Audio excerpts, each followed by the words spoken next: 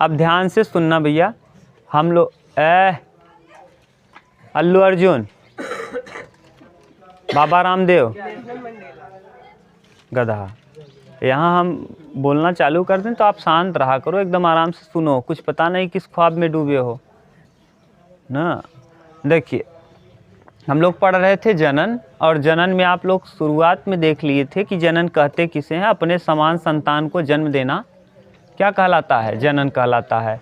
जनन अभी लाएंगे। अभी देखो जनन जो होता है यह किसको कहते हैं भैया, जनन के बाद आप जीवन काल देख लिए थे, जन्म से मृत्यु तक का समय जीवन काल कहलाता है। जनन दो प्रकार का होता है, अलैंगिक जनन और लैंगिक जनन। अलैंगिक जनन जिसमें नर और मादा अलग अलग नहीं होता, एक में ही हो जाए तो उसे क्या अलैंगिक जनन, या फिर ना उसमें क्या होता है एक में हो या ना हो, कई भाग में बट जाते हैं ना, तो उसे क्या क्या कहते हैं, अलैंगिक जनन। ये जरूरी नहीं है कि उसी में नर मादा हो, जैसे जो को द्विलिंगी कहलाएंगे, अलैंगिक नहीं कहलाएंगे, क्या कहलाएंगे, द्विलिंगी। हाँ उसमें निषेचन नहीं होता, जिसमें निषेचन अलैंगिक जनन माने उसमें निषेचन होगा ही नहीं ना, डायरेक्ट कहीं या तो केंद्रक टूट जाएगा, या तो उसकी कोशिकाएं टूटकर नए जीव का निर्माण कर लेंगी, या तो शरीर कट कट के 2-3 भाग में बट जाएगा। ये आप लोगों ने पढ़ा था विखंडन, जिसे आप लोग कहते थे द्विखंडन, उसके बाद खंडन पढ़ा था, उसके बाद मुकुलन पढ़ा था, कायिक पढ़ा था, फिर पुनरुद्भवन पढ़ा था ना, और बीजाणु जनन पढ़ा था। ये सब पढ़ लिया था आपने, 6 प्रकार पढ़ा था। उसके बाद लैंगिक जनन आपने चालू किया। लैंगिक जनन कहते किसे हैं, जिसमें नर द्विलिंगी भाग लें, यानी जिसमें विपरीत लिंगी भाग लें, नर और मादा अलग अलग लिंग वाले हों वो भाग लें। और इसी में एक लिंगी और द्विलिंगी था। एक लिंगी किसे कहते हैं, जिसमें एक लिंग अलग हो एक लिंग अलग हो, यानी नर में अलग और मादा अलग, और जिसमें दोनों लिंग एक में ही हों उसे द्विलिंगी कहते हैं। जैसे जोग था, केचुआ था, केचुआ ना, ये सब एकिडना के अंतर केचुआ हो गया, और क्या जोग, ये दोनों आ जाएंगे किसके अंतर्गत, द्विलिंगी। अभी अब देखो एक चीज़ और जान लो, ये जो जल में जीव होते हैं वो ज़्यादातर बाह्य निषेचन करते हैं। कैसे निषेचन, लार्वा बाहर निकाल देंगे वहीं पे निषेचन होगा ना। हाँ घोंघा उंघा हो गया, ये कैसे निषेचन करें, घोंघा हो गया, मेढक हो गया, ये बाह्य निषेचन करते हैं, यानी अपने अंडाशय को बाहर निकाल देंगे और वहाँ पे हाँ घोंघा मछली ये सब इसी तरीके से निषेचन करते हैं।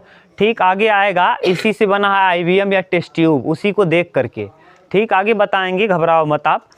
देखिए इसके बाद आप लोगों ने देखा था नर जनन तंत्र। नर जनन तंत्र के विषय में पूरा कंप्लीट आपने देख लिया, एक तरफ से जो भी ज़रूरत था सब बता दिए कि नर जनन तंत्र का सबसे महत्वपूर्ण भाग होता है कौन, वृषण।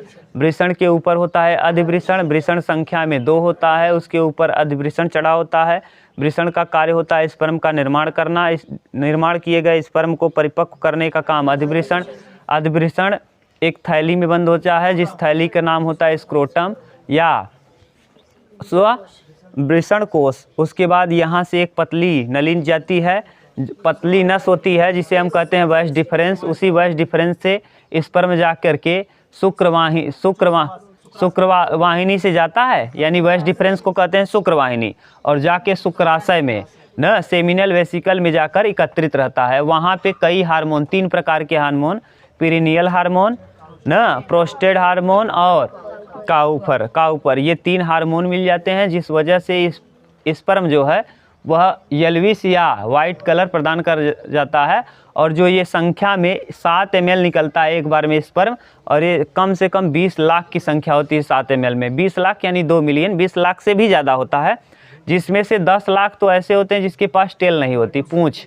स्पर्म के विषय में बताया था, स्पर्म 3 भाग में बटा होता है, शीर्ष, मध्य भाग या ग्रीवा, और टेल यानी पूंछ ना, यानी टेल वाले भाग में ही माइटोकॉन्ड्रिया पाता है, जो उसको क्या करता है, माने एक स्थान से दूसरे स्थान। ओवम गति नहीं करता, बहुत कम मूवेबल होता है, बड़ा होता है मूव नहीं करता, जबकि स्पर्म मूव करता है, गति करता है।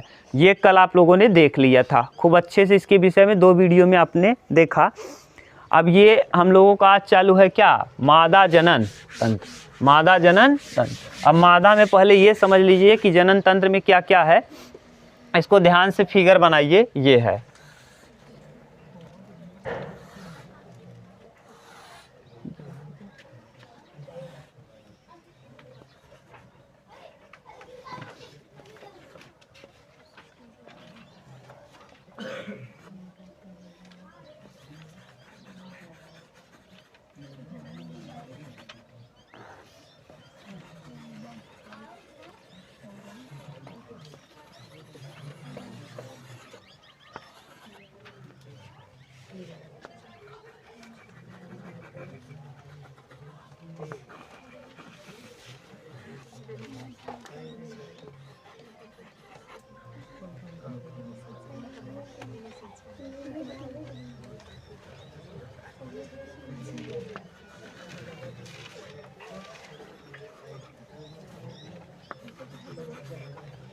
ठीक।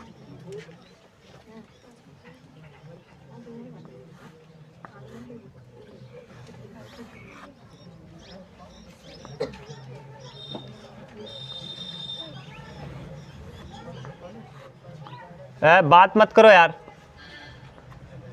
ये है मादा जनन अंग न। इस मादा जनन अंग का सबसे मुख्य भाग होता है ये फैलोपियन ट्यूब न।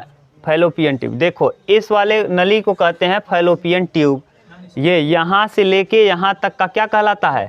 Fallopian tube. फैलोपियन या फैलोपियन ट्यूब या टी लिख दे रहे हैं, फैलोपियन ट्यूब। इसे कहते हैं अंडवाहिनी। क्या? अंडवाहिनी। अंडवाहिनी। वहाँ था शुक्रवाहिनी और यहाँ क्या है? अंडवाहिनी। यहाँ से लेके यहाँ तक ये क्या कहलाएगा? अंड। थोड़ा और अजीब दिख रहा है क्या? हो गया जो भी है। देखो इसको और रंग दो ऐसे, तब अच्छा दिखने लगेगा ये। ठीक।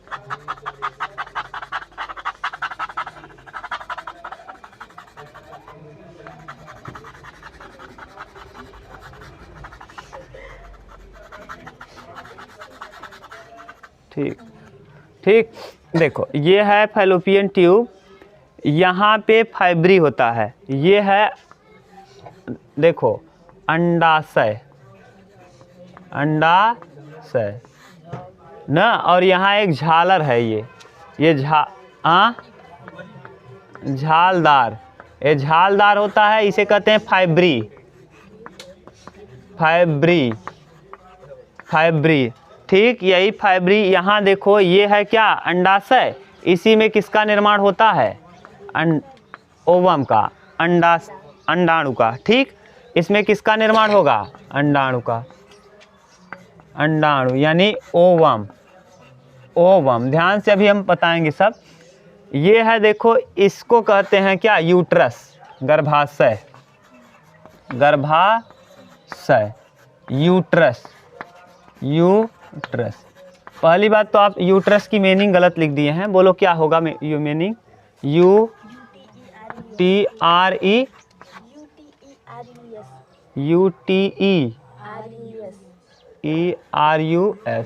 यूट्रस। ठीक, यूट्रस कहते हैं।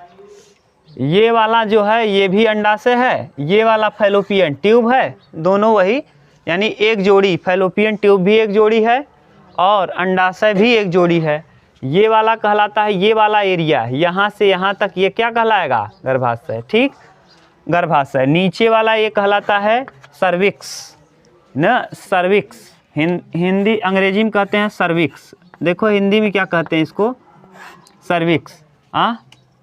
ये हाँ, सर्विक्स या सर्वाइकल। सर्विक्स। और हिंदी में इसको क्या कहते हैं? ग्रीवा। हाँ ठीक है, ग्रीवा। ये है ग्रीवा। नीचे वाला ये कहलाता है योनि। क्या है? योनि, वजाइना। ठीक, ये है पूरा महिला का फिगर, महिला जनन तंत्र का फिगर। ठीक, अब एक एक के विषय में समझो। देखो भैया ध्यान से, यहाँ पर बना हुआ कहाँ अंडाणु अंडाशय का निर्माण कहाँ होता है? ओवम में न। यानी अंडाणु का निर्माण अंडाशय में होता है, ओवरी में। इसे कहते हैं ओवरी। ये ओवरी से दो हार्मोन निकलेंगे, प्रोजेस्टेरॉन और एस्ट्रोजन। कौन कौन हार्मोन? प्रोजेस्टेरॉन और एस्ट्रोजन। प्रोजेस्टेरॉन। प्रोजेस्टेरॉन और दूसरा क्या? एस्ट्रोजन। एस्ट्रोजन।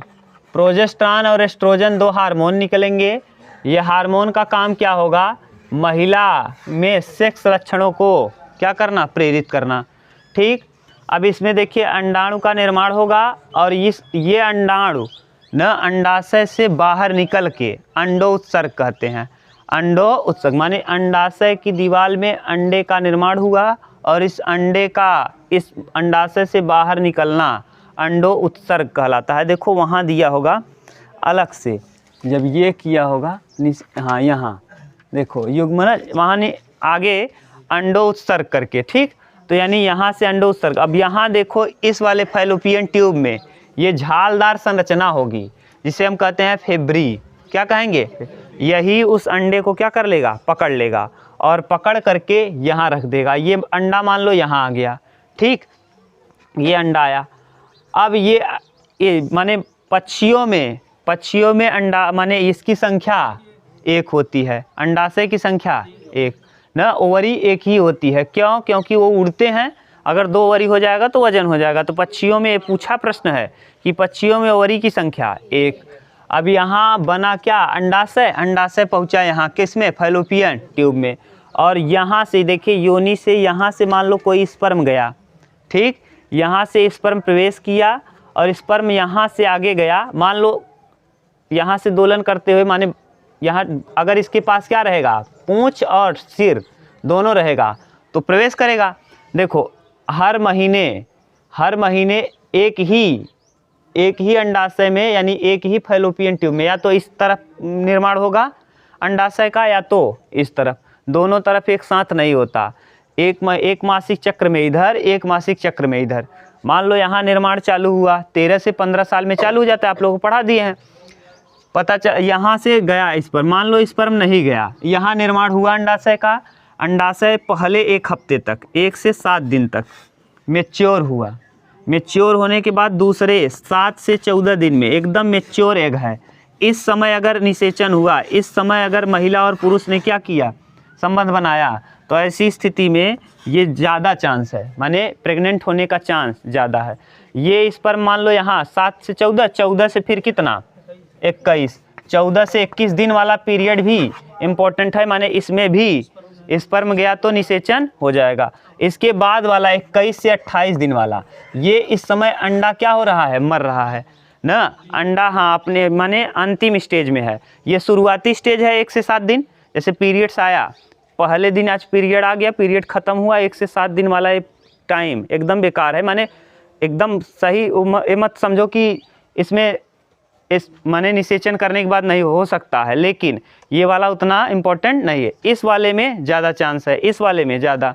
तो यहाँ मान लो यहाँ से स्पर्म गया ही नहीं, तो स्पर्म जब नहीं जाएगा तो ऐसी स्थिति में ये क्या होगा, यहाँ एक झिल्ली भी होती है यहाँ पर, जिसे हाइमेन कहते हैं ना, ये हाइमेन है, हाइमेन ये हाइमेन ना। आजकल तो लड़कियाँ क्या चलाती हैं, साइकिल, घुड़सवारी कर रहे हैं, साइकिल मोटरसाइकिल दौड़ रही हैं, एथलीट हैं, तो ये हाइमेन झिल्ली क्या होती है, टूट जाती है। कुछ लोगों का भ्रम है कि कुछ महिलाएं ऐसी होती हैं जो पहले ही क्या कर लेती हैं, सेक्स, जिस वजह से क्या हो जाता है, ये हाइमेन टूट जाता है। ये भ्रम है केवल, आजकल इतना ज़्यादा काम कर रही हैं जिस वजह से हाइमेन क्या होता है, पहले ही टूट जाता है। तो यहाँ से स्पर्म गया, अगर मान लो स्पर्म नहीं गया तो यहाँ 28 दिन के बाद ये स्पर्म इस जगह पे, जैसे ही यहाँ स्पर्म बना, ध्यान से ओवम बना, ये ओवम यहाँ आएगा, आने के बाद अगर निषेचन हुआ तो ठीक है, और जैसे ही यहाँ अंडाशय आता है तो यहाँ की दीवारों पर इस पे ये अपने आप प्रकृति का देन है कि यहाँ अपने आप इकट्ठा होने लगता है ब्लड। इसको ये मिल जाता है कि अब अगर अंडाशय आया और निषेचन हो गया तो बच्चे को कुछ दिनों के लिए क्या चाहिए, पोषण, तो यहीं से क्या मिलेगा, पोषण। अगर यहाँ पे निषेचन नहीं हो पाया तो यही 28 दिन बाद यही बाहर क्या होता है, निकलने लगता है, जिसे हम लोग कहते हैं क्या, मेंस्ट्रुएशन साइकिल। अब ये 28 दिन 24 दिन के एक माने चक्र में चलता रहता है, यानी एक साइकिल चलती है, इसी को कहते हैं मेंस्ट्रुएशन साइकिल, ठीक।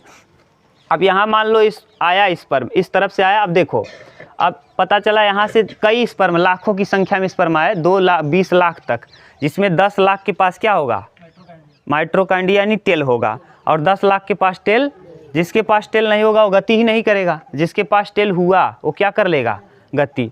अब जब गति करेगा तो मान लो स्पर्म, कई स्पर्म इधर गए इस तरफ और कुछ स्पर्म इधर गए, और पता चला, देखो अब आपको अभी बता दिए कि एक बार में माने 28 दिन में इधर निर्माण होगा, 28 दिन में इधर।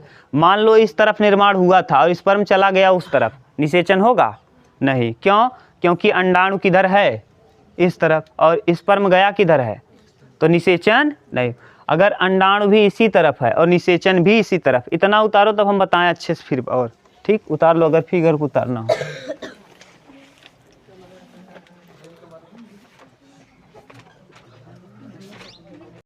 चलो देखो अब हम बताना चालू कर रहे हैं। देखो इस फिगर को हम रफ में बना दे रहे हैं जल्दी से, और इसमें बताना चालू कर दे रहे हैं। ठीक,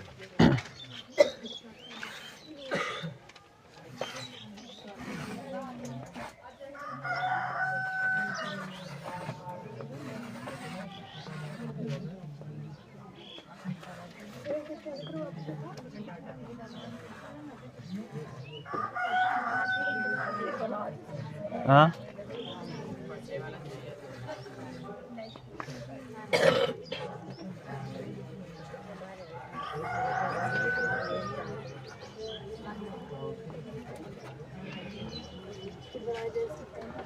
हाँ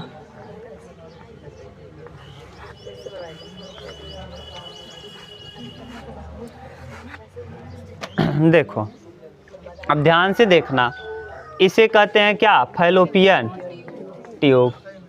ठीक, इसे कहते हैं ये वाले एरिया को गर्भाशय, क्या कहते हैं, यूट्रस यानी गर्भाशय। ये वाला कहलाता है ग्रीवा, ये क्या कहलाता है, ग्रीवा। ठीक, ग्रीवा याद तो हो गया नाम ना, ग्रीवा ये है गर्भाशय, और यहाँ इसे योनि ना, और योनि ये अंडाशय, अंडाशय, और इस फैलोपियन ट्यूब।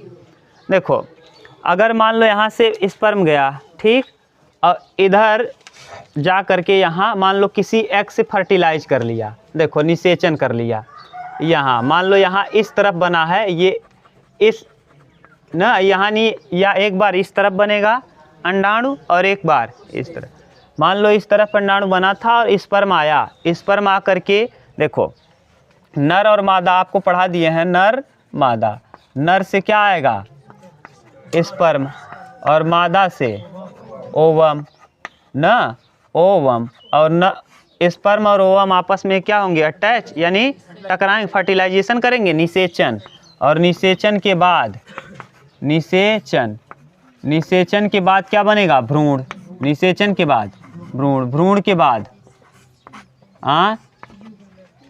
हाँ युग्मनज, यानी निषेचन के बाद युग्मनज बन जाएगा, निषेचन के बाद युग्मनज तब भ्रूण, युग्मनज, युग्मनज के बाद भ्रूण, युग्मनज के बाद भ्रूण, और भ्रूण के बाद फीटस, और फीटस के बाद शिशु ना, यानी भ्रूण। इतना ही जानो, तो नर से आया स्पर्म और मादा से ओवम। इस स्पर्म में ना भैया, इस ये देखो ओवम जो है, ओवम अंडाणु जो है, इसके ऊपर एक परत होती है जिसे कहते हैं कोरोना रेडिएटा, कोरोना, कोरोना, इधर लिखें क्या, इधर देखो ये है, मान लो इस अंडाणु, अंडाणु गति नहीं करता, ये इसके ऊपर क्या है, corona radiata, corona, corona radiata, radiata, corona radiata, और इसी कोरोना रेडिएटा में हाइल्यूरोनिडेज, हाइल्यूरोनिज,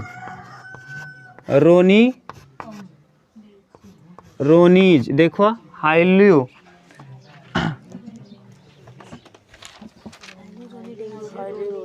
हाइल्यूरोनिक अम्ल, इसमें क्या है, हाइल्यूरोनिक अम्ल, ये हाइल्यूरोनिक अम्ल पाया जाता है इसके ऊपर। अब देखो ये मान लो आया कौन, स्पर्म, इधर बना, इधर देखो ये है, ये मान लो स्पर्म है। ठीक, स्पर्म का ऊपरी भाग क्या कहलाता है, एक्रोसोम, एक्रोसोम, और इस एक्रोसोम में पाया जाता है क्या, हाइल्यूरोनिडेज, हाइल्यूरोनिडेज, रोनिडेज, और हाइल्यूरोनिडेज इंजाइम है, क्या है, इंजाइम, हाइल्यूरोनिडेज इंजाइम है। ध्यान से सुनना, ये स्पर्म गया इस ओवम से, इस ओवम से क्या हुआ, टकराया,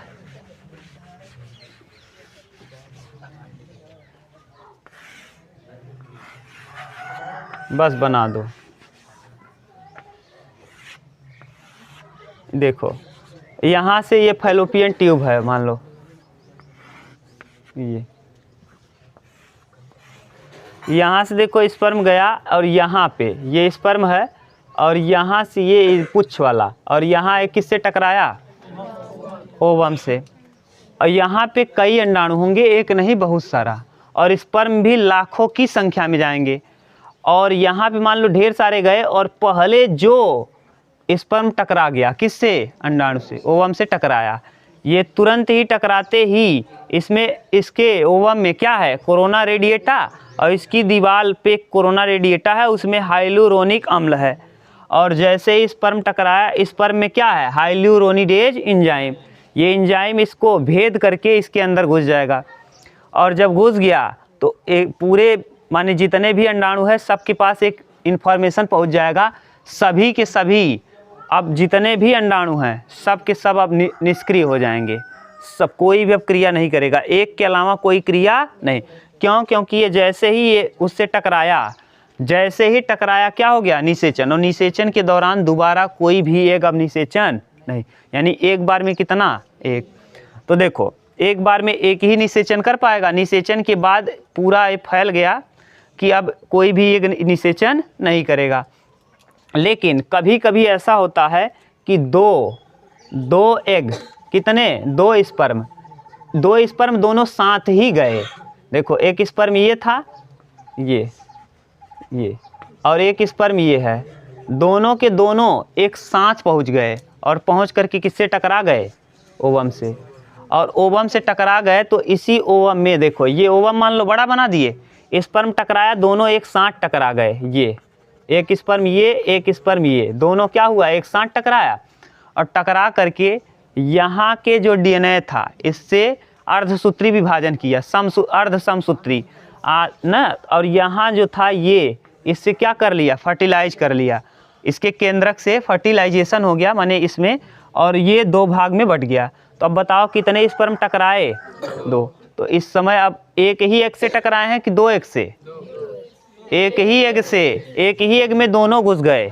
तो ऐसी स्थिति में जो लड़के होंगे वो कैसे होंगे, जुड़वा, और उनका चेहरा सेम रहेगा। चेहरा गांव में आप देखते होंगे चेहरा एक जैसा। कभी कभी ये दोनों आपस में सटे हुए पैदा होते हैं, आपस में सटे हुए पैदा क्यों हो जाते हैं, क्यों, क्योंकि दोनों के दोनों स्पर्म एक ही एक से जाके क्या किया है, फर्टिलाइज। ध्यान सुनो, कभी कभी दोनों लड़के सटे हुए पैदा हो जाते हैं, क्यों, क्योंकि एक ही माने दो स्पर्म एक ही अंडाशय से जाके क्या कर लिया, निषेचन, और जब निषेचन हो गया फर्टिलाइजेशन, तो ऐसी स्थिति में भ्रूण का निर्माण होगा। जब यहाँ निषेचन हुआ तो एक ही अंडाणु से हुआ, इसीलिए जो लड़के होंगे हो सकता है सटे हुए न हो सकता है सटे हो जाएं। इस देखो इसके ऊपर एक झिल्ली चढ़ी होती है जिसका नाम होता है एम्नियोटिक सैक।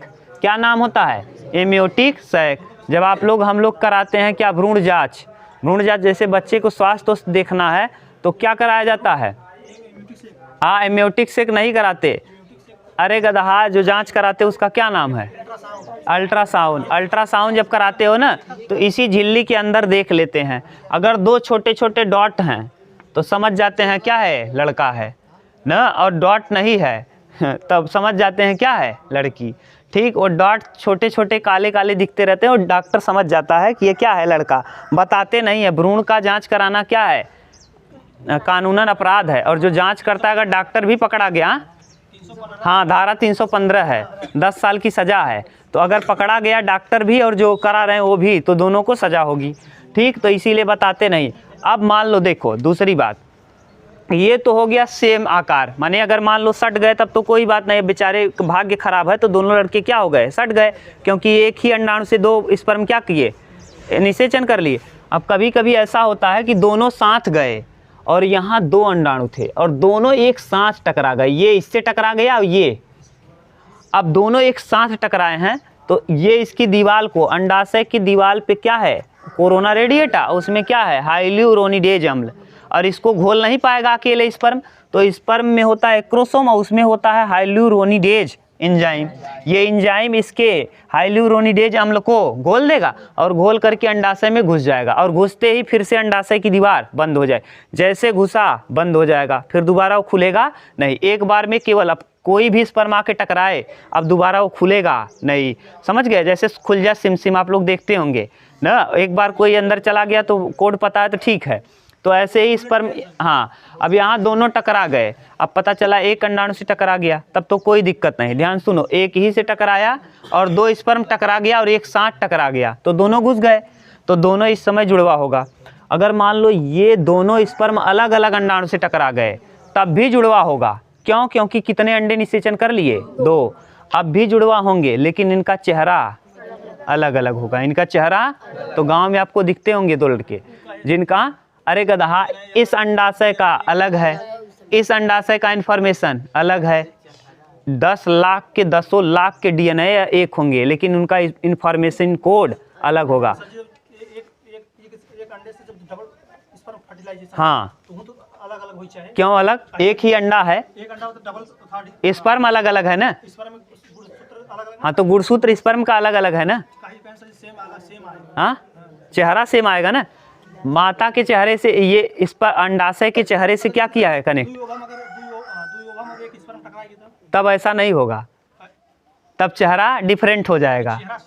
हाँ, जब नहीं ये 2 स्पर्म अगर टकरा गए तो चेहरा हाँ डबल ओवम से टकरा गया एक स्पर्म तो चेहरा क्या हो जाएगा?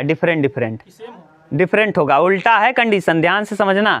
अब इसको हम क्या बताएं, अब इसको तो हम करा नहीं पाएंगे फर्टिलाइजेशन यहाँ ना, तो आप इसको आप जानते रहो कि चेहरा कब क्यों सेम हो जाएगा। जब 2 स्पर्म एक ही स्पर्म जाके 2 स्पर्म जाके एक ही ओवम से टकरा जाएं तो इस चेहरा से, अरे जो भी है जीन, अब छोड़ो उतना डीप, आप डॉक्टर से पूछना, बताएगा वो, ठीक। हाँ, समझ गए। तो यानी ये क्या हो जाएगा? जुड़वा। माने 3 बच्चे भी होते हैं, ये अपवाद है। आज तक बायो भी, साइंस भी नहीं बता पाया कि 3 बच्चे का कंडीशन क्या है, ठीक। अब 3 बच्चे की कंडीशन में हम भी नहीं पता है और किसी से भी पूछोगे आप, अभी तक कोई नहीं बता पाया। आप जानते भी होंगे गांव में किसी को 3 बच्चा हुआ होगा और तीनों के तीनों स्वस्थ भी होंगे। हमारे गांव में एक विनोद सिंह है, करिया नाम है ना। हाँ, उनको कितने लड़के हुए हैं? 3, 2 लड़का 1 लड़की, एक साथ हुआ है ना, और तीनों के तीनों जीवित हैं। समझ गए? तो ये 3 वाला तो अपवाद है, समझ गए। अब देखो, ये इसको घोल दिया और घोल के इसके अंदर घुस गया। अब ये जैसे निषेचन कहाँ हुआ? निषेचन की क्रिया आपसे पूछेगा, निषेचन होता कहाँ है? Fallopian tube. निषेचन यहाँ से जाएगा योनि से ग्रीवा, ग्रीवा से जाके ये टकराएगा कहाँ? फैलोपियन ट्यूब में। फैलोपियन ट्यूब में हो गया निषेचन, और निषेचन है लड़के, बात मत करो। निषेचन के बाद अब देखिए ये एग, ये निषेचन कहाँ हो रहा है? Fallopian tube. फैलोपियन ट्यूब बहुत पतली नली है, बहुत पतली नली है, तो यहाँ पर लड़के का विकास हो पाना संभव नहीं है। तो ये निषेचित हुए अंडा कहाँ आ जाएगा? यहाँ गर्भाशय में। और गर्भाशय में जब आएगा तो सबसे पहले देखो यहाँ कहाँ पहुँच गया? गर्भाशय में। यानी गर्भाशय में इसको सुरक्षा मिलना चालू होगा। ये दीवार चौड़ी होती है, यह फैलती भी है, ठीक। और इसी में अब आके बच्चे का पालन पोषण होगा और इसी में जाके गर्भनाल से जुड़ जाएगा बच्चे का। पहले 4 से 7 हफ्ते में, कितने? 4 से 7 हफ्ते में माँ माने बच्चे का हार्ट बनना चालू होगा। क्या? हार्ट। और जब बच्चे का हार्ट बनना चालू होगा तो यही बच्चे का हार्ट कूदना चालू करेगा, धड़कना, तो माँ को उल्टी आना चालू होगा। वो पेट में कभी ऐसा हुआ नहीं था यहाँ, और क्या हो रहा है? उछड़ रहा है। क्या उछड़ रहा है? उसका हार्ट। और जब हार्ट उछड़ना चालू हुआ तो माता को क्या होना चालू होता है? उल्टी। तो कहते हैं गाँव में माने घर में क्या आ गया? खुशखबरी ना। ये हो जाएगा कि घर में खुशखबरी आ गया। ये जो भी है, अरे पिक्चर में आप लोग देखते होंगे, अच्छा खुशखबरी है ना, उल्टी आ गया तो खुशखबरी है। समझ गए? तो ये हार्ट बना, यानी उल्टी क्यों आता है? क्योंकि ये क्या बन रहा है? हार्ट कूदना चालू करेगा। एक अजीब घटना होगी कि यहाँ पेट में कभी कूद नहीं रहा था कुछ चीज़, अब लगातार क्या होने लगा? कूदने लगा पेट में। तो यानी यहाँ यूट्रस में, तो इसी वजह से क्या चालू हो जाता है? उल्टी। यानी पेट को लगता है कुछ पता नहीं, कुछ दूसरा चीज़ आ गया, कुछ खा लिए हैं क्या। और आपका शरीर इतना एक्टिव है कि कोई चीज़ अगर घुसा और उसके लिए वो सही नहीं है तो क्या करना चालू करते? उल्टी ना। तो डॉक्टर कभी कभी कोई जहर पी लेता तो उल्टी की दवा पिला देता है, तो कैसे होने लगता है? क्योंकि उसको लगता है पेट में कुछ अजीब चीज़ गया है, जिस वजह से उसको बार बार क्या होती है? उल्टी। तो यहाँ भी ये जब हार्ट कूदने लगता है ना, तो पेट को लगता है, आपके ब्रेन को, कि यहाँ कुछ है ज़रूर, उसको क्या करो? उल्टी से बाहर निकाल दो। और लेकिन वो ऐसा है कि ये बाहर निकलने वाला नहीं। क्यों? क्योंकि ये सैक में बंद है। किस सैक में? Amniotic sac. और एम्नियोटिक सैक जिस झिल्ली में बंद है लड़का, आप देखो कभी पशु ये झिल्ली भी बाहर आती है, कभी आपके यहाँ गाय भैंस बच्चा दे तो एक थैली भी बाहर उसके साथ आती है, उसको चाट चाट के गाय क्या करती है, साफ़ कर देती है। देखियो कि नहीं, वाइट कलर का, और उसी में पानी भरा रहता है ना, वो पानी पहले पानी ही गिरता है वो, तो वही है क्या, एम्नियोटिक सैक। उसी में अल्ट्रासाउंड करके देखते हैं, अल्ट्रासाउंड उसी को कहा जाता है, अल्ट्रासाउंड करके देखने को इम्यूटोसेप्टोसिस, इम्यूटोसेप्टोसिस। लेकिन ये केवल बच्चे के स्वास्थ्य को देखने के लिए किया जाता है। अगर पता चला कोई भ्रूण बताने लगे कि बच्चा लड़का है कि लड़की, तो ऐसी स्थिति में दिक्कत है, उसको सज़ा भी है। समझ गए? अब इधर निषेचन आपको समझ में आ गया। अगर 2 अंडे से निषेचन किया एक ही स्पर्म, तो ऐसी स्थिति में तब भी निषेचन होगा, तो लड़के जुड़वा हो जाएंगे। अगर एक ही अंडे से एक ही अंडे से 2 स्पर्म निषेचन कर लिए, तब भी जुड़वा लड़के होंगे, ठीक एक ही साथ। लेकिन अगर एक बार निषेचन हो गया, ध्यान सुनो, अगर निषेचन हो गया उसके बाद जितने भी अंडाणु, जितने भी स्पर्म हैं, सब के सब अब निष्क्रिय हो जाएंगे। निषेचन के बाद निष्क्रिय, अब कुछ नहीं। अब देखो जैसे ही, हाँ, अब ये क्या हो गया, अब निषेचन हो गया, अब एक एस्ट्रोजन डिसएक्टिव हो जाएगा, अब एक्टिव हो जाएगा प्रोजेस्टेरॉन। क्या एक्टिव हो जाएगा? एस्ट्रोजन का काम था अंडाणु का निर्माण करना, उसको पोषण देना और उसको थोड़ा बहुत मूव कराना। अब एस्ट्रोजन का निर्माण हो जाएगा बंद, यानी बंद जब हुआ तो चालू हो जाएगा प्रोजेस्टेरॉन। और प्रोजेस्टेरॉन क्या करेगा, यहाँ पर प्रोटेक्शन प्रदान करेगा, क्या, सुरक्षा।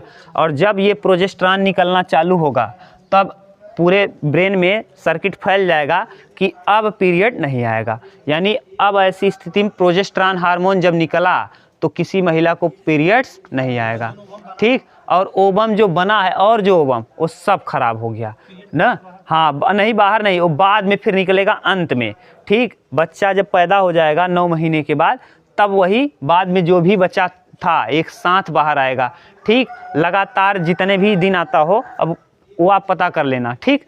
ये आ जाएगा, ये पूरा कंप्लीट हो गया निषेचन की क्रिया। ये अब निषेचन भी आप समझ गए। निषेचन कहाँ होगा? फैलोपियन ट्यूब में निषेचन कहाँ होगा? और ये जब निषेचन होगा ना, तो 1 हफ्ते के दौरान ये कहाँ पहुँच जाएगा? 1 हफ्ते के दौरान ये पहुँच जाएगा गर्भाशय। और जब गर्भाशय में आ जाएगा तो प्रोजेस्टेरॉन हार्मोन एक्टिव हो जाएगा। प्रोजेस्टेरॉन एक्टिव हुआ तो ऐसी स्थिति में एस्ट्रोजन डिसएक्टिव हो जाएगा, और एस्ट्रोजन डिसएक्टिव हुआ तो ऐसी स्थिति में पीरियड आना बंद हो जाएगा, ठीक। इसके बाद एक और हार्मोन है, लेकिन ये हार्मोन जो है 9वें महीने में निकलना चालू होता है, जिसका नाम होता है रिलैक्सिन। क्या? रिलैक्सिन। ये पहले नहीं निकलता भैया, ये रिलैक्सिन 9वें महीने में निकलना चालू होता है, जिससे बच्चे को आसानी से जन्म दिया जा सके, ठीक। अब बच्चे को आसानी से क्या दिया जा सके? जन्म। अब जब यहाँ से देखो निकलना चालू होगा, अब जब बच्चा मान लो 9 महीने का हो गया, अब कहाँ आएगा? बाहर, वातावरण में बाहर ही। तो ऐसी स्थिति में देखो बच्चा जो होता है उल्टा सर के बगल होता है। लाओ इधर फिगर दिखाएं, यहाँ देखो है,